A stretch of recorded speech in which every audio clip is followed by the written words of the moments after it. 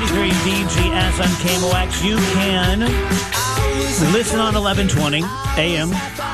You can listen on 98.7 FM. At this point, I think we have more people, which is significant. I think we have more people who listen to us streaming or podcast us than they do live in their cars or in their homes.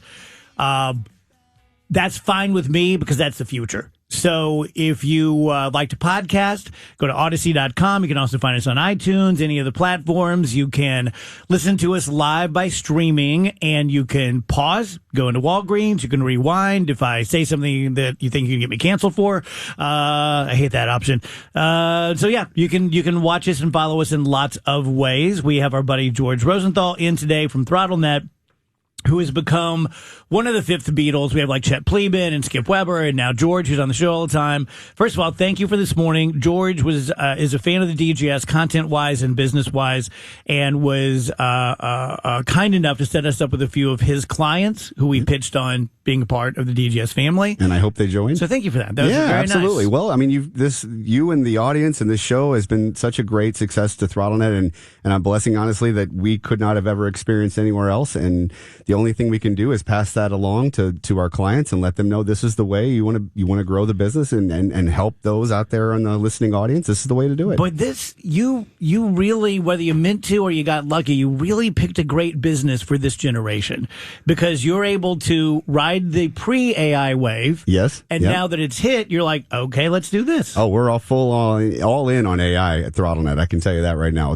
We are trying to integrate as much automation, or not automation. Automation is different. Automation is like the iRobot vacuum cleaner that runs around your house. That's automation. We're putting in intelligence into the way we service everyone that's a part of ThrottleNet.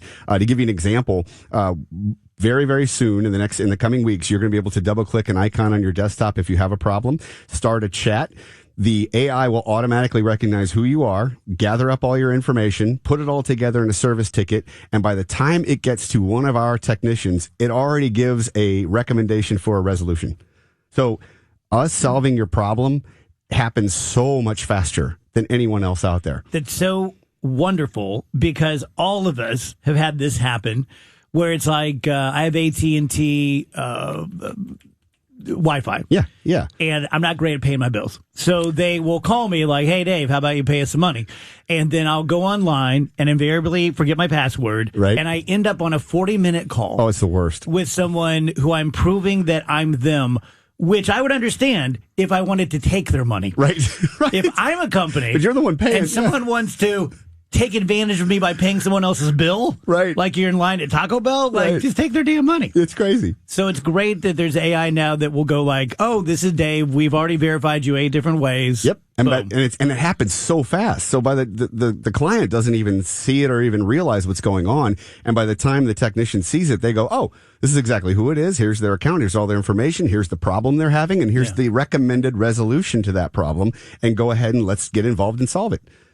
It's fascinating how it can work. I mean, there's some every week we've been talking recently, and every week something is added to the AI world. Okay. It's fascinating. I have such a lack of understanding of this, which you'll know by my question.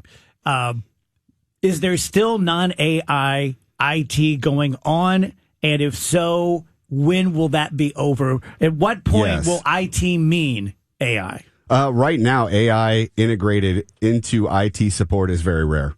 It's at its infancy, very, very, very beginning.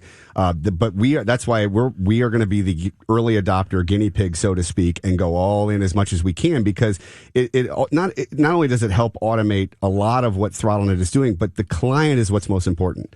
They don't have time to be down. They don't have time to be messing with a computer problem or a server problem. That's why they pay us. We're supposed to keep them up and running and keep them in business as fast and as often as possible. And that's our goal, is to make sure that they stay online, focused on their business as much as possible. And the last thing you want to do, like you said, get on the phone with somebody for 45 minutes. That will not happen at ThrottleNet. And it's going to get even better now because of AI being integrated into everything we're doing. Okay. What kind of stuff you got for us? Oh, man. So today I want to talk to you about Johns Hopkins. Well, first, I'll tell you what, let me back up. If you are using, I want everybody out there to be aware of fleeceware. Okay. This is something where people are going onto the Apple and Google store. They're downloading an app that says use GPT. Okay, and it's not the GPT actual app. then they're paying $7.99 a month to use something that is free. So don't do that. If you go out to the Apple Store or the Google Store, download the actual GPT, the Open AI app. It's free to use. Do not pay any money for it. One guy was caught making $1 million a month on the Apple Store by selling a fleeceware app for $7.99. Don't do that. Is that you're a bad person, or it's illegal, or both? I don't know that I don't know that it's illegal, but you're a bad person because you're ripping people off for $7.99. He was making $1 million a month until it got out there. So is that just using that app to access the thing on the web? So all it is a proxy, a guy in the middle. I just did a whole thing about, hey, go listen to me on the podcast, which is free. But if someone said, hey, it's only $7.99 to listen to DGS, right, they would just click it through to the free part. Yeah, right. Genius. Oh, evil. It's totally genius, but yes, completely wrong. Talk about unethical. So make sure you do that.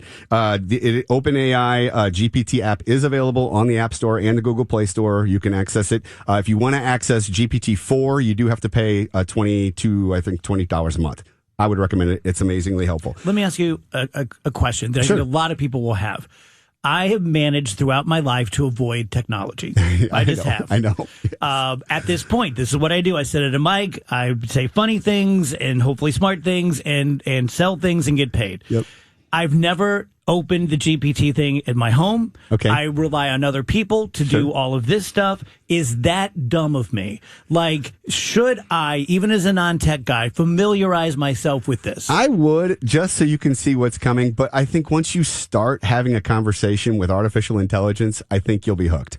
I really do. When it comes to anything, recommendations, recipes, writing a letter, writing an email, if you're the best man at a wedding and you need to give a speech, go to GPT and have it write the speech. We're going to keep it here till 3. Okay. So we have plenty of time. Great.